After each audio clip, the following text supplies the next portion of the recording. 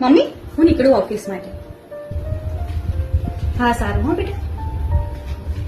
અને હા મમ્મી, આ 5,000 છે ને એ તમારી પાસે રાખો. પણ બેટા મારે આ પૈસાની ક્યાં જરૂર છે? મારે તો ઘરે ને ઘરે રહેવાનું.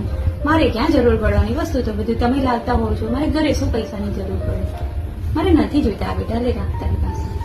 અરે પણ મમ્મી રહેવા દો ને, તમારી પાસે થોડા પૈસા તો પાસે હોવા જોઈએ. ભલે તમે ઘરે ને ઘરે છો, પણ પૈસાની જરૂર તો ગમે ત્યારે પડે.